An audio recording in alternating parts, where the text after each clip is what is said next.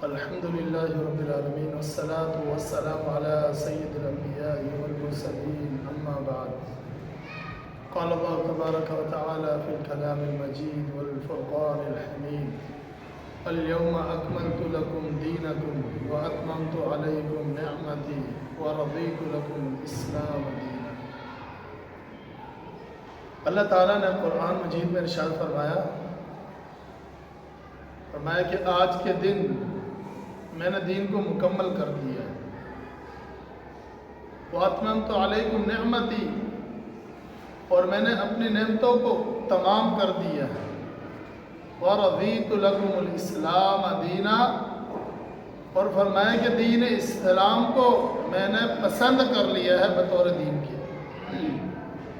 یہ آیت آپ صلی اللہ علیہ وسلم پر نازل ہوئی یوم عرفہ کے دن،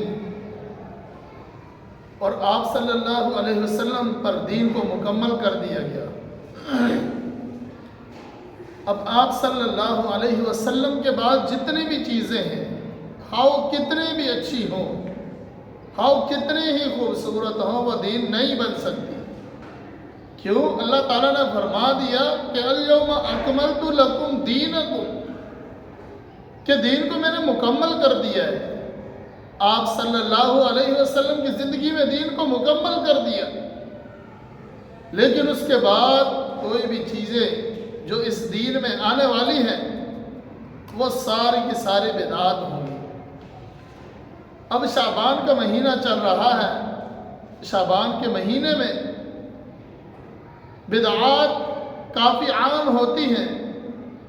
شب برات کے نام سے آپ ساتھی جانتے ہیں، سنتے ہیں اور دیکھتے ہیں کہ بہت ساری باتیں مشہور ہیں کہ یہ رات، اس رات کی عبادت کی جائے اور اگلے دن کا روزہ رکھا جائے، حالانکہ یہ بالکل ضعیف اور من گھڑت روایت ہے۔ اس روایت کا کوئی بھروسہ نہیں۔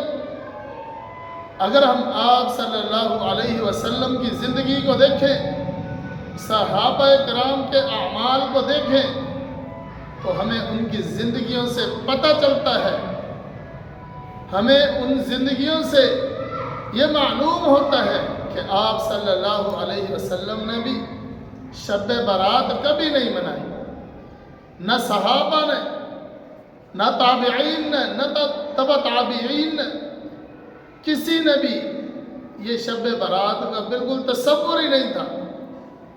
لیکن اب بعد میں آنے والے لوگوں نے کچھ من گھڑت روایات کا سہارا لے کر اس کی 15ویں شب کو اتنی اہمیت دے دی، اتنی اہمیت بڑھا دی کہ آپ صلی اللہ علیہ وسلم نے فرمایا کہ اس کی رات کو عبادت کرو اور اس کے دن کو روزہ رکھو۔ یہ بالکل ضعیف روایت ہے، اور اگلے دن لوگ قبرستان جاتے ہیں۔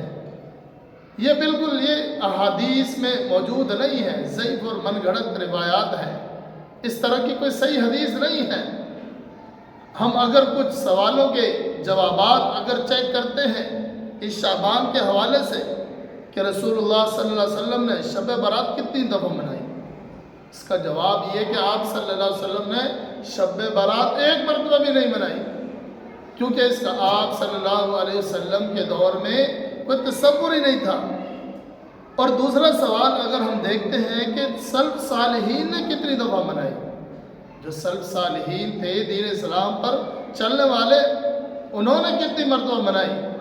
ہم جب ان کی تاریخ اٹھاتے ہیں، پڑھتے ہیں، سمجھتے ہیں، تو ہمیں یہی ملتا ہے کہ انہوں نے بھی ایک دفعہ بھی نہیں منائی۔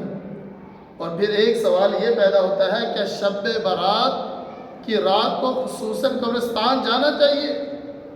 جواب یہ کہ بالکل نہیں، کیونکہ اللہ تعالیٰ کے پیارے پیغمبر جناب محمد رسول اللہ صلی اللہ علیہ وسلم اور صحابہ کرام اور سلف صالحین، ان کا یہ عمل نہیں تھا۔ شعبان کا مہینہ ان کی زندگیوں میں بھی آیا، وہ کبھی نہیں گئے۔ وہ جو روایت پیش کی جاتی ہے کہ آپ صلی اللہ علیہ وسلم جنت البقیع میں تشریف لے گئے، وہ ایک عام رات کا واقعہ ہے، اس کو شعبان کی 15ویں رات سے خاص کرنا بالکل صحیح نہیں ہے۔ کیا شب برات کے دن روزہ رکھنا چاہیے؟ ایک سوال یہ بھی پیدا ہوتا ہے، جواب ہے بالکل نہیں، کیونکہ اللہ تعالیٰ کے پیارے پیغمبر جناب محمد رسول اللہ صلی اللہ علیہ وسلم، صحابہ کرام اور سلف صالحین نے بھی اس دن کا روزہ نہیں رکھا۔ ہم نے کس کو دیکھنا ہے؟ آپ صلی اللہ علیہ وسلم کی تعلیمات کو دیکھنا ہے، آپ صلی اللہ علیہ وسلم کے عمل کو، صحابہ کے عمل کو، ان کو دیکھنا ہے۔ تو جب انہوں نے یہ کام نہیں کیا تو ہم ان کو بدعات کو کیوں کریں؟ تو پھر کیا اس رات کی کوئی فضیلت ہے؟ جواب یہ ہے کہ فضیلت ہے۔ جو فضیلت صحیح احادیث سے ثابت ہے وہ یہ ہے کہ پیارے پیغمبر جناب محمد رسول اللہ صلی اللہ علیہ وسلم کا فرمان ہے، یطلع اللہ الی جمیع خلقہ لیلۃ النصف من شعبان فیغفر لجمیع خلقہ الا لمشرک او مشاہد۔ فرمایا کہ اللہ تعالیٰ نصف شعبان کی رات متوجہ ہوتا ہے اور نظر رحمت سے دیکھتا ہے۔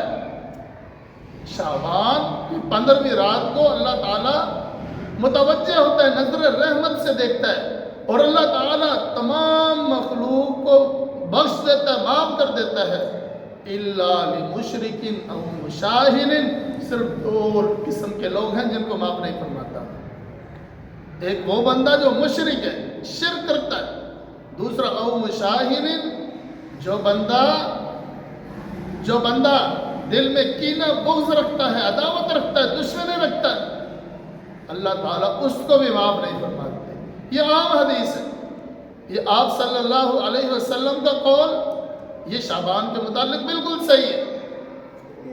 تو اس کے نزدیک ہمیں یہ کرنا چاہیے، اگر ہم نے شرک کیا ہے، پہلے تو ہمیں یہ معلوم کرنا ہوگا کہ شرک کیا ہے، شرک کو جاننا ضروری ہے، شرک کا پتہ کرنا ہے شرک ہے کیا، اور پھر ہم نے دیکھنا ہے کہ آیا ہم نے شرک کیا ہے یا نہیں کیا۔ اگر کیا ہے تو اس سے توبہ کرنی ہے، اگر ہمارے اندر عداوت اور بغض ہے تو اس کو نکالنا ہے، دل کو صاف کرنا ہے، پھر اللہ تبارک و تعالی ہماری بھی مغفرت فرمائیں گے، بخشش فرمائیں گے اس رات کو۔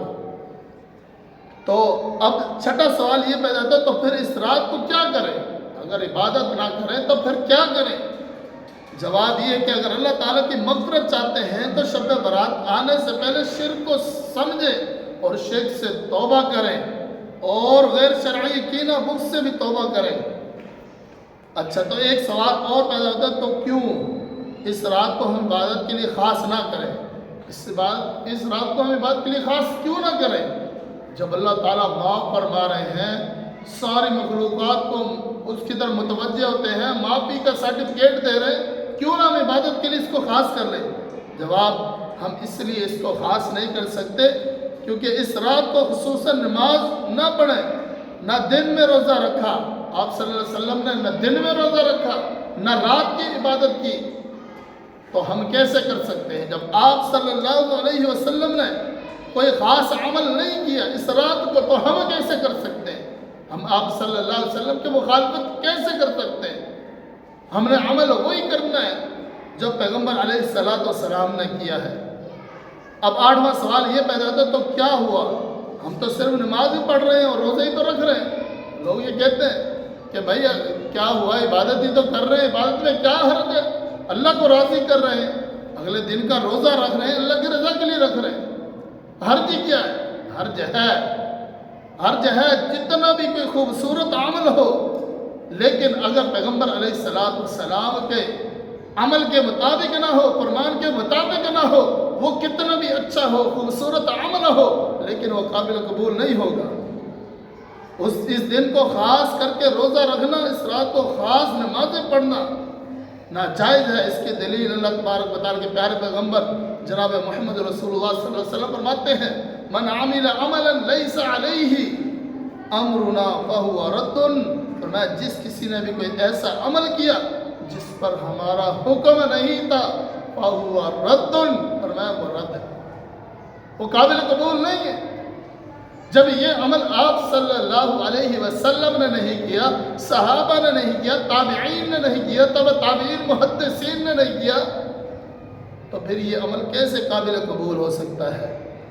اب اس کی ایک مثال آپ دیکھ لیں، اگر کوئی بندہ فجر کی نماز پڑھتا ہے، فجر کی نماز پڑھ رہا ہے، فرض 2 ہیں رکعت، 2 رکعت فرض ہے، لیکن وہ کیا کرتا ہے، وہ سوچتا ہے کہ 2 کی جگہ پہ میں 3 پڑھ لوں گا، اس میں سورۃ الفاتحہ بھی پڑھوں گا، تلاوتیں بھی کروں گا، رکوع بھی کروں گا، سجدے بھی کروں گا، مجھے زیادہ اجر ملے گا۔ ذرا سوچئے کیا اس کو اجر ملے گا؟ نہیں اجر ملے گا، کیونکہ آپ صلی اللہ علیہ وسلم نے ہمیں جو نماز سکھائی ہے وہ فرض کے 2 فرائض ہیں، 2 فرض ہیں، 2 کی جگہ پہ آپ 4 پڑھتے ہیں، 3 پڑھتے ہیں، اس سے آپ کو اجر نہیں ملے گا بلکہ آپ کو گناہ ملے گا۔ آپ نے غلط کام کیا ہے، آپ نے شریعت کی مخالفت کی ہے، آپ نے آپ صلی اللہ علیہ وسلم کے فرمان کو ٹھکرایا ہے، اجر کیسے مل سکتا ہے؟ حالانکہ سوچ تو اچھی ہے، 1 رکعت زیادہ پڑھ لے، 2 رکعت زیادہ پڑھ لے تو اجر ملنا چاہیے، نہیں، فرمایا من عمل عملا لیس علیہ امرنا فہو رد، فرمایا جس عمل پر ہمارا کوئی امر نہیں ہے فہو رد، وہ عمل مردود ہے، وہ عمل قابل قبول نہیں ہے۔ قابل قبول عمل کون سا ہے؟ قابل قبول عمل وہی ہوگا جو ہم نے پیغمبر علیہ السلام کے طریقے کے مطابق کیا۔ اچھا، تو اب سوال یہ پیدا ہوتا ہے تو شب برات کے دن خصوصاً روزہ رکھنا اور رات کو نمازیں پڑھنا کیسے قبول ہوں گے؟ تو پھر 15 شعبان کو کچھ نہ کریں۔ جواب یہ ہے شب برات کے دن یا رات کو کوئی خاص عمل نہ کریں، جو روز مرہ نیک اعمال کرتے تھے وہی جاری رکھیں، یعنی کہ ہم جو معمول کے مطابق جو اعمال کرتے آ رہے ہیں وہ ہم عمل کرتے رہیں، اس کی ایسی کوئی خاص فضیلت نہیں ہے۔ جو فضیلت والی حدیث تھی کہ آپ صلی اللہ علیہ وسلم نے فرمایا اللہ تعالیٰ آدم علیہ السلام کی اولاد کی طرف متوجہ ہوتا ہے، تمام مخلوقات کی طرف متوجہ ہوتا ہے، تو پھر اللہ تعالیٰ سب کو معاف کر دیتا ہے اور مشرک اور کینہ رکھنے والے کو معاف نہیں کرتا۔ یہ حدیث ہے، اس کے علاوہ اس کی کوئی فضیلت نہیں۔ جو اعمال انسان کر رہا ہے وہ کرتا رہے، اور لیکن پھر ایک سوال یہ بھی پیدا ہوتا ہے کہ اگر کوئی بندہ پہلے سے جیسے 13، 14، 15 ایام البیض کے روزے رکھتا آ رہا ہے یا پیر اور جمعرات کا روزہ رکھتا ہے، اب یہ 15ویں شعبان اس دن کو بن جائے تو کیا وہ روزہ رکھے یا نہیں؟ اگر کوئی معمول کے مطابق رکھتا ہے تو وہ پھر روزہ رکھ لے، لیکن 15ویں شعبان کا روزہ رکھنے کی یہ فضیلت سمجھتے ہوئے، اس کا مقام اور مرتبہ سمجھتے ہوئے اگر یہ کوئی عمل کرتا ہے، کوئی روزہ رکھتا ہے تو یہ قابل قبول نہیں ہوگا۔ اپنے روٹین کے مطابق اگر اس کی روٹین میں آ جاتا ہے تو یہ بندہ روزہ رکھ سکتا ہے۔ اللہ تعالیٰ نے کثرت کی تعداد کی مذمت کرتے ہوئے فرمایا۔ اچھا، اکثر لوگ یہ کہتے ہیں شب برات مناتے ہیں اور مساجد میں بھی انتظام ہوتا ہے اس دن، تو کیا سارے لوگ غلط ہیں؟ بھائی اتنے سارے لوگ یہ مجالس کرتے ہیں، روزے رکھتے ہیں، سب کچھ کرتے ہیں، کیا یہ غلط ہے؟ یہ دلیل پیش کی جاتی ہے؟ تو جواب یہ ہے کہ اللہ تعالیٰ نے تو کثرت کی تعداد کی مذمت فرمائی ہے۔ اللہ تعالیٰ فرمایا وَلَا تُطِعْ أَكْثَرَ مَنْ فِي الْأَرْضِ يُضِلُّوكَ عَنْ سَبِيلِ اللَّهِ، فرمایا کہ دنیا میں زیادہ لوگ ایسے ہیں اگر آپ ان کا کہنا ماننے لگ جائیں تو وہ آپ کو اللہ کی راہ سے گمراہ کر دیں گے، آپ کو اللہ کی راہ سے گمراہ کر دیں گے۔ یہ کوئی دلیل نہیں ہے کہ بہت سارے لوگ یہ کر رہے ہیں۔ جب آپ صلی اللہ علیہ وسلم نے نبوت کا دعویٰ کیا، جب آپ کو نبوت ملی، جب آپ نے لا الہ الا اللہ کی دعوت دی، سارے مشرک لوگ تھے، سارے جاہل لوگ تھے، لیکن پھر آپ صلی اللہ علیہ وسلم نے دعوت دی آہستہ آہستہ۔ اب لوگ بولتے ہیں کہ سارے بھائی یہ اتنے سارے ہمارے لوگ یہ غلط ہے، ان کی بھی یہ دلیل تھی قالوا ما وجدنا علیہ آباءنا، ہم نے اپنے جو ماں باپ کو، باپ دادا کو پایا ہم تو اسی پر چلیں گے، کیا ہمارے باپ دادا غلط تھے؟ تو میرے بھائیو یہ کوئی دلیل نہیں ہوتی ہے، دلیل قرآن اور حدیث سے ہونی چاہیے۔ تو خلاصہ کلام یہ ہے کہ شعبان کا مہینہ چل رہا ہے، شعبان کے مہینے میں اس کی صرف صحیح حدیث سے جو فضیلت واضح ہوتی ہے وہ یہ ہے کہ نصف شعبان کو اللہ تبارک و تعالیٰ رات میں تمام مخلوقات کی طرف متوجہ ہوتا ہے، تمام مخلوقات کو معاف فرما دیتا ہے، صرف مشرک کو اور مشاہد کو معاف نہیں کرتا۔ اور اس کے علاوہ اس کا روزہ رکھنا، قبرستان جانا، چیزیں تقسیم کرنا، یہ کوئی پٹاخے وغیرہ یہ پھاڑنا، یہ کوئی قرآن اور حدیث سے ثابت نہیں ہے۔ اور آج ہم دیکھتے ہیں لوگ پٹاخے، ہلڑ بازی، پتہ نہیں کیا کیا کام کرتے ہیں، یہ سارے کے سارے بدعات میں ہے۔ اور یہ جو پٹاخے وغیرہ پھوڑے جاتے ہیں، اس کے بارے میں کیا ہے؟ اب یہ فضول خرچی ہے۔ فضول خرچی کے بارے میں اللہ تعالیٰ نے فرمایا ان المبذرین کانوا اخوان الشیاطین وکان الشیطان لربہ کفورا۔ فضول خرچی کرنے والا شیطان کا بھائی ہے اور شیطان رب کا ناشکرہ ہے۔